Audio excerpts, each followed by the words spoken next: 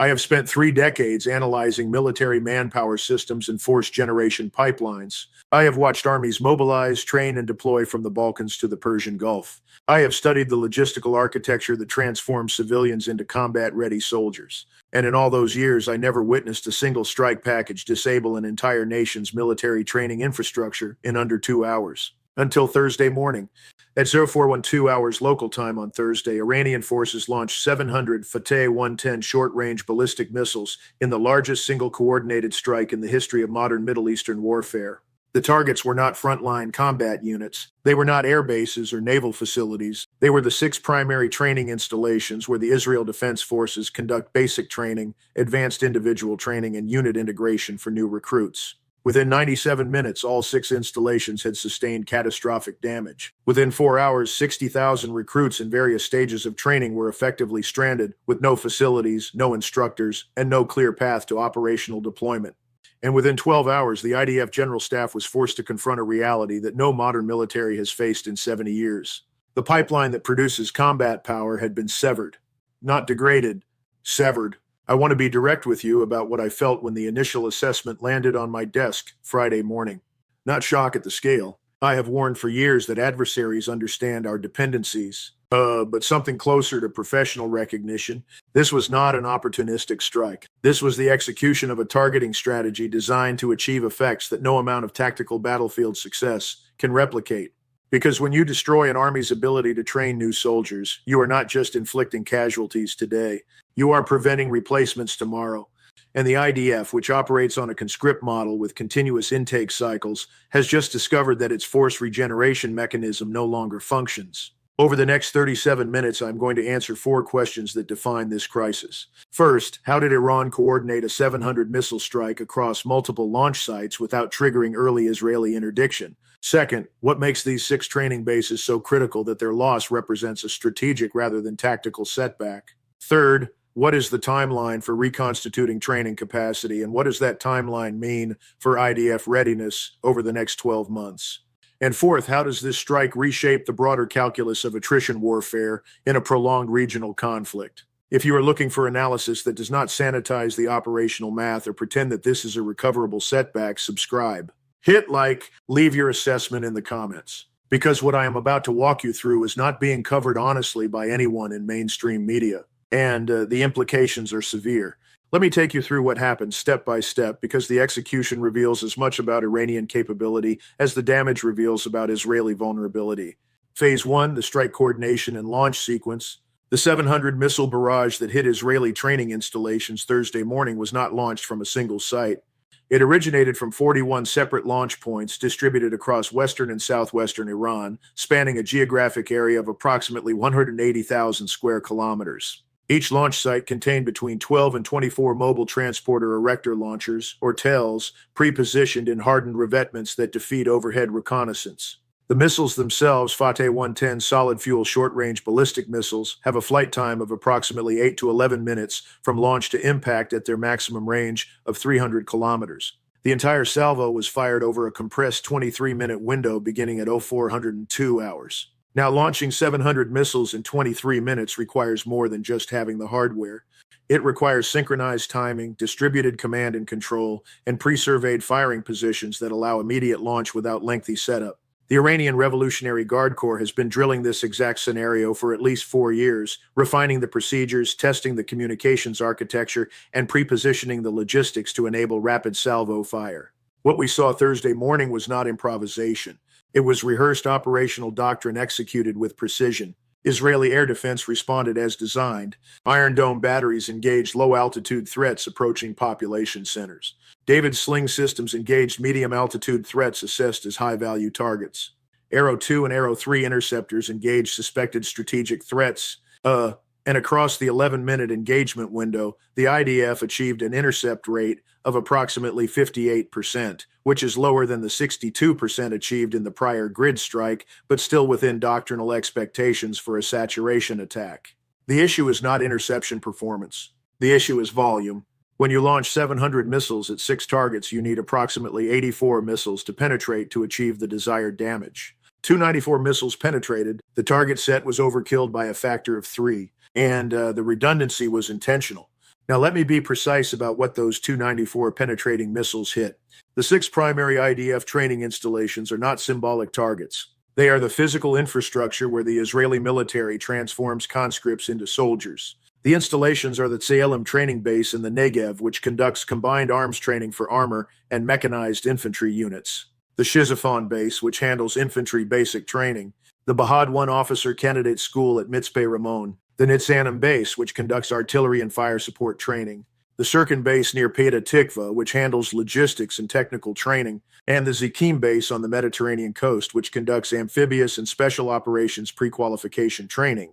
Each of those installations is not just a collection of barracks and classrooms. They are integrated training complexes with live fire ranges, vehicle maneuver areas, simulation centers, armories, dining facilities, medical clinics, and the administrative infrastructure required to process, train, house, and graduate thousands of recruits per month.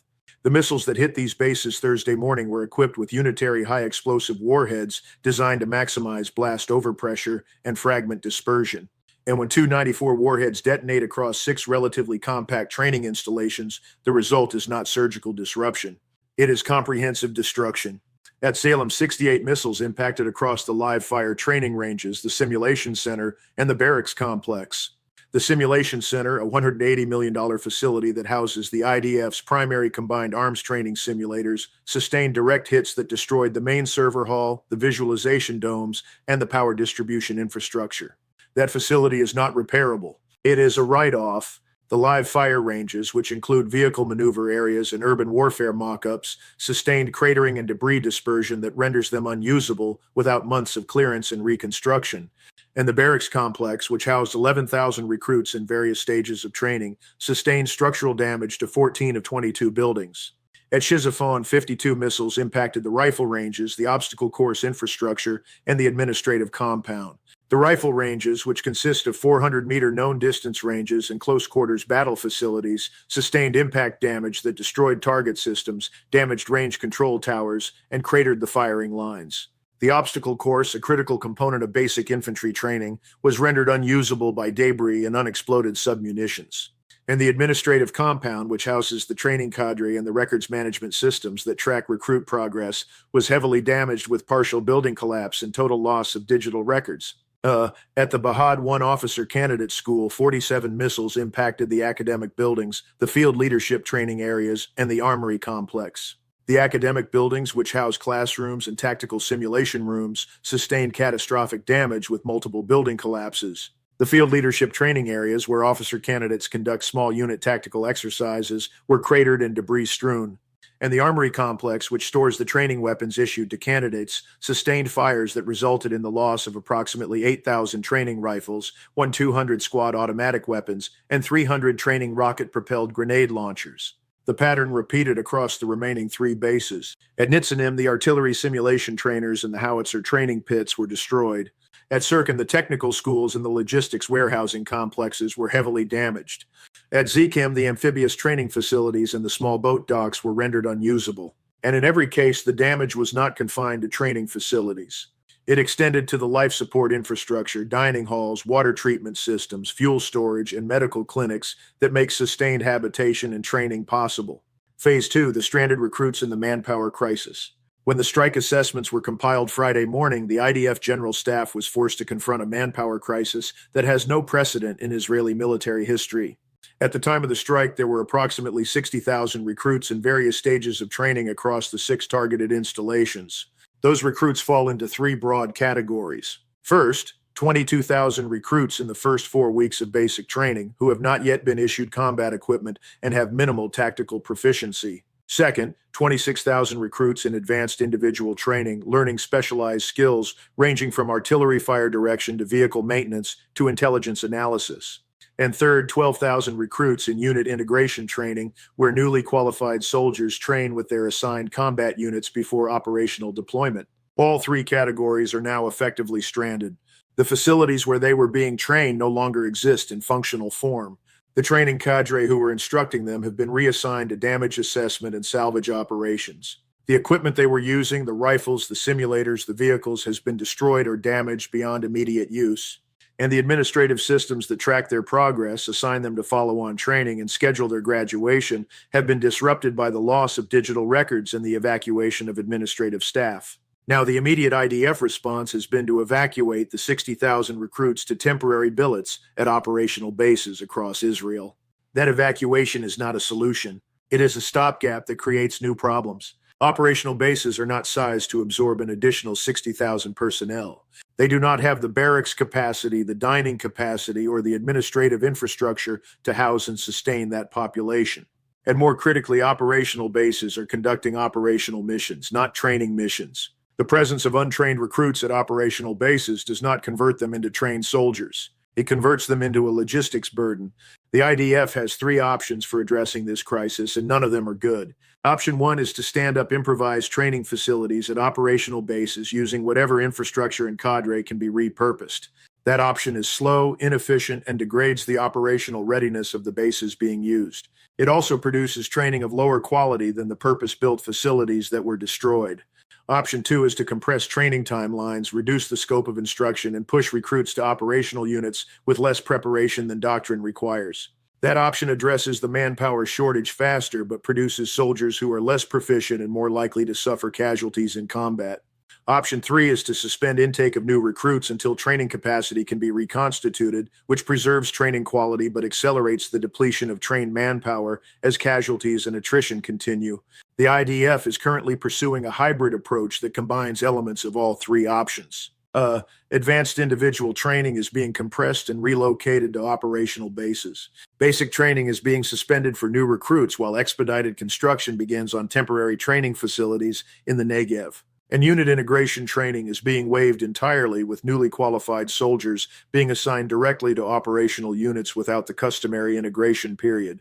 That hybrid approach is the best available response under the circumstances. It is also a force-generation system operating in crisis mode, and the long-term effects on combat effectiveness are going to be severe. Let me be direct about the timeline. If the IDF begins expedited reconstruction of training facilities today, using prefabricated structures and contracted construction crews working at maximum tempo, the earliest that basic training capacity can be restored is 14 to 18 weeks. Advanced individual training capacity will take longer, perhaps 22 to 26 weeks, because it requires specialized facilities and equipment that cannot be improvised. And simulation-based training, the kind conducted at the now-destroyed Salem complex, will take 18 to 24 months to fully restore, because the simulators themselves have 12 to 16-month procurement lead times. That means the IDF is facing a minimum of 4 months during which its ability to produce trained soldiers is degraded by 60 to 70% compared to pre-strike capacity. And it is facing 18 to 24 months during which advanced combined arms training, the kind that produces competent armor commanders and mechanized infantry leaders, is conducted at reduced quality using improvised methods. The cumulative effect is a military that continues to consume trained manpower through combat casualties and attrition, but cannot replace that manpower at the rate required to sustain high operational tempo. Phase 3, the attrition math and the strategic clock. Now I want you to understand why this strike is more strategically damaging than a strike that destroyed an equivalent number of tanks or aircraft, because the mainstream coverage is missing this entirely. When you destroy a tank, you have removed one vehicle from the battlefield. That vehicle can be replaced by pulling another tank from war reserves or by expediting procurement from manufacturers. The replacement timeline is weeks to months. When you destroy a training facility, you have not removed one soldier from the battlefield. You have removed the capability to produce thousands of soldiers over the lifetime of that facility. And the replacement timeline is years. The IDF operates on a conscript model with continuous intake. Every month, approximately 5,000 to 6,000 new recruits enter the training pipeline. Those recruits undergo 12 to 16 weeks of basic and advanced training before assignment to operational units. Under normal circumstances, the training pipeline produces approximately 5,000 to 6,000 qualified soldiers per month, which roughly balances the number of soldiers completing their service and returning to civilian life. That balance is what allows the IDF to maintain a standing force of approximately 170,000 active duty personnel and a reserve force of 465,000. That balance is now broken. With training capacity reduced by 60 to 70%, the IDF is producing approximately 1,500 to 2,000 qualified soldiers per month instead of 5,000 to 6,000. Meanwhile, soldiers continue to complete their service and return to civilian life at the usual rate of 5,000 to 6,000 per month. The arithmetic is straightforward.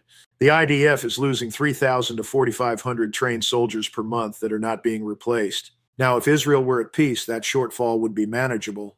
The IDF could reduce manning levels temporarily, curtail training exercises, and accept a period of reduced readiness. But Israel is not at peace. The IDF is engaged in sustained combat operations in Gaza, low-intensity conflict along the Lebanese border, periodic clashes with Iranian proxies in Syria, and now absorbing strategic strikes from Iran itself. Those operations are generating casualties, equipment losses, and personnel attrition that exceed peacetime norms. And the combination of reduced training output and elevated attrition is a death spiral for any military operating on a conscript model. Let me be precise about the math. The IDF is currently sustaining an estimated 800 to 1,200 casualties per month across all theaters, defined as killed in action, wounded requiring evacuation, and non-combat injuries serious enough to remove personnel from active duty. In addition, the IDF is experiencing elevated attrition, meaning voluntary early separation, medical discharges, and refusals to serve, running at approximately 600 to 900 personnel per month. Combined, that is 1,400 to 2,100 personnel per month, leaving the active force due to casualties and attrition. Under normal circumstances, with training output of 5,000 to 6,000 per month and losses of 1,400 to 2,100 per month, the IDF maintains a healthy surplus and can grow the force if needed. But with training output now reduced to 1,500 to 2,000 per month and losses continuing at 1,400 to 2,100 per month, the surplus has evaporated. The IDF is now producing new soldiers at roughly the same rate it is losing them. That means the force is no longer growing. And if casualties increase, if a major conflict erupts, or if training output degrades further due to follow-on strikes, the IDF will begin shrinking. That is the strategic clock. The IDF has perhaps 6 months, maybe 8, before reduced training output begins to produce visible gaps in unit manning and operational capability. And it has perhaps 12 to 15 months before those gaps become severe enough to force strategic choices about which missions to sustain and which to abandon. Tehran understands that timeline. And the next phase of this conflict is going to be shaped by Iran's assessment of whether the IDF can reconstitute training capacity before the manpower deficit becomes operationally decisive. Phase 4, the broader force generation implications. I want to come back to a point I have made in prior analysis, because this strike validates the warning in ways that should concern every military planner watching this conflict. Modern militaries are not just collections of equipment and personnel, they are systems.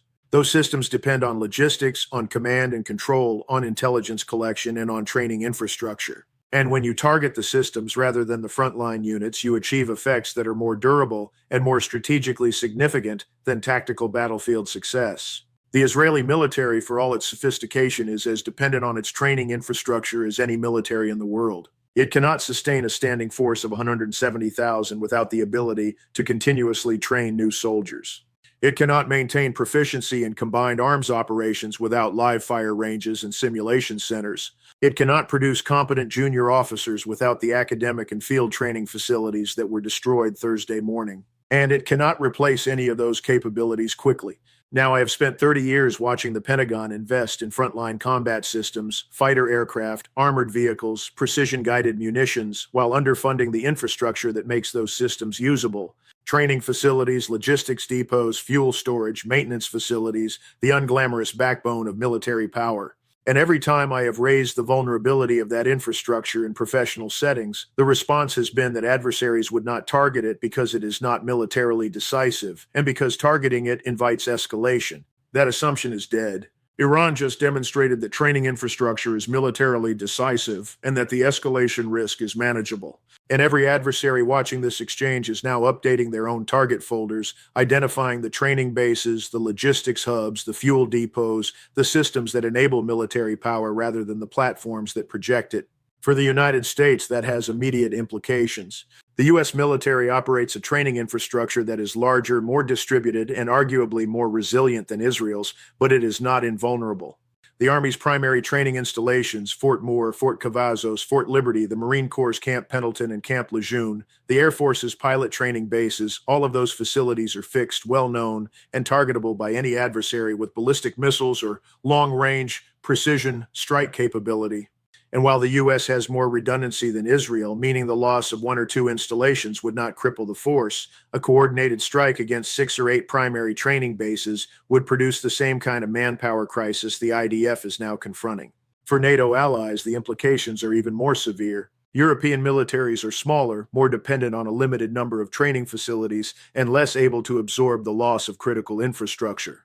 If Russia chose to target NATO training installations in Poland, the Baltics, or Germany, using the same mass missile tactics Iran just demonstrated, the reconstitution timeline would stretch into years, and the political will to continue the conflict might collapse before military capability could be restored. And for China, watching this strike in the context of Taiwan contingency planning, the lesson is clear. If the objective is reunification, the first wave does not target airfields or naval bases. It targets the training facilities, logistics depots, and fuel storage that enable sustained resistance. Degrade those systems, and even a well-equipped military loses the ability to sustain operations within weeks. Stay with me, because what I am about to tell you is the part that Washington is not prepared to acknowledge. This strike did not just damage 6 Israeli training bases. It demonstrated that the training infrastructure undergirding every modern military is vulnerable, targetable, and not protected by the deterrence frameworks that once made it unthinkable to strike. Let me tell you what this means for the broader strategic environment, because the implications go far beyond Israel and Iran. In Moscow, Russian military planners are studying Thursday's strike with professional admiration. They are observing that 700 missiles, costing approximately $350 million to produce and launch, disabled the training infrastructure of a modern military and created a manpower crisis that cannot be resolved in less than 6 months. They are calculating the cost-exchange ratio, $350 million in missiles versus $4 billion to $6 billion in reconstruction costs, and 12 to 18 months of degraded force generation capability, and they are concluding that the return on investment favors the attacker by an order of magnitude. And they are asking themselves what that means for their own contingency plans in Ukraine, the Baltics, and Eastern Europe. If Russia decides that a protracted conflict with NATO is inevitable, the opening salvo will not be a tank assault across the Polish border. It will be mass missile strikes on the training installations, logistics depots, and fuel storage facilities that enable NATO to reinforce and sustain its eastern flank. And if those strikes achieve effects comparable to what Iran just achieved against Israel, the timeline for NATO to mobilize, train, and deploy reinforcements stretches from weeks to months, giving Russia a window to consolidate territorial gains before Western military power can be brought to bear. In Beijing, Chinese strategists are conducting a parallel analysis focused on Taiwan. They are observing that Israel, a country with a defense budget of $23 billion per year and a military trained to the highest standards, could not prevent the destruction of its training infrastructure by a massed missile strike. They are asking themselves what that means for Taiwan, which has a defense budget of $19 billion per year, a smaller military, and faces a missile threat from the PLA that is 2 orders of magnitude larger than anything Iran can generate.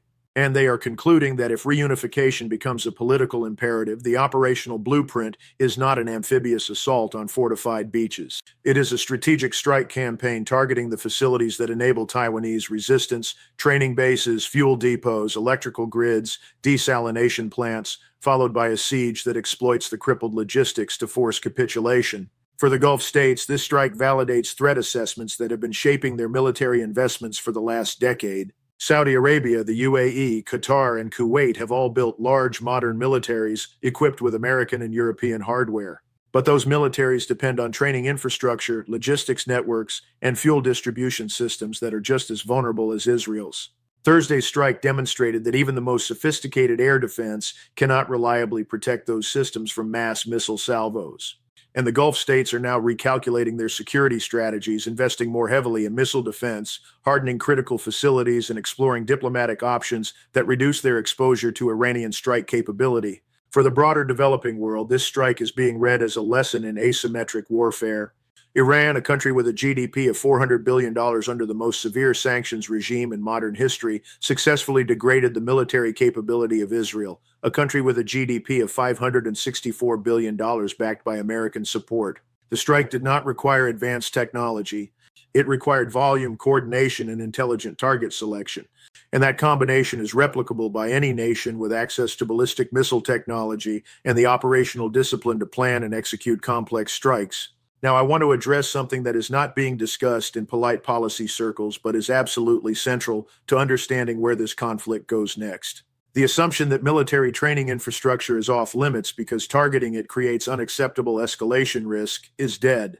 That assumption was based on the belief that all parties understood that disabling an adversary's ability to produce soldiers was a step toward total war, and that total war was unacceptable because it invited responses no rational actor would tolerate. But that belief depended on mutual restraint.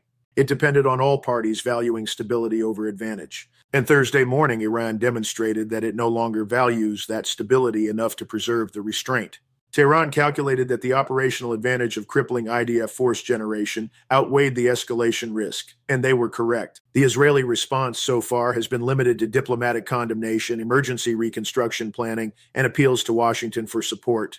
There has been no retaliatory strike on Iranian training facilities. There has been no escalation to strategic targeting.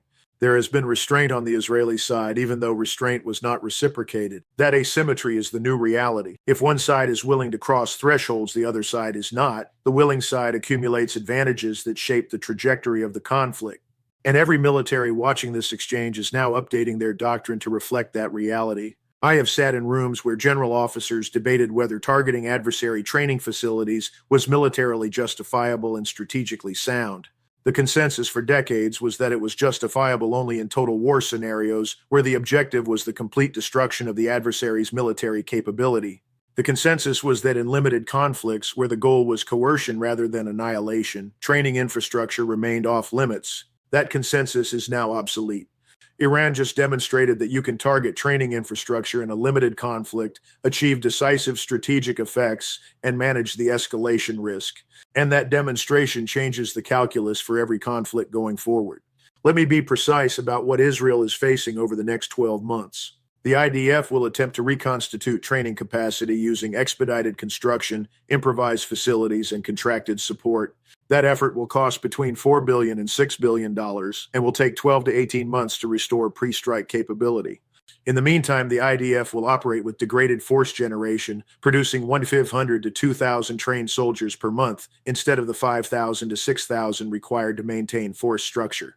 That shortfall will erode unit manning, reduce operational tempo, and force strategic choices about which missions can be sustained and which must be curtailed. Iran will watch that erosion with professional interest. If the manpower deficit produces visible gaps in IDF capability, if operational readiness declines, if political pressure builds for a ceasefire or negotiated settlement, Tehran will judge the strike a strategic success and will apply the same doctrine in future conflicts. And if Israel manages to reconstitute faster than expected, if emergency measures preserve capability, if American support compensates for the shortfall, Tehran will adjust and plan follow-on strikes, targeting the improvised facilities and the logistics infrastructure supporting the reconstruction effort. The question I want to leave you with is this. Does any military operating on a conscript model have a viable defense against mass strikes targeting training infrastructure, or is the vulnerability inherent to the model and the only solution a shift to professional standing armies that are less dependent on continuous intake and training pipelines? Leave your assessment in the comments. Tell me if you see a defense that I am missing. Tell me how you think Israel reconstitutes, or whether reconstitution is even possible before the manpower deficit becomes operationally decisive. I read every comment. If this analysis clarified something the mainstream is not covering, share it.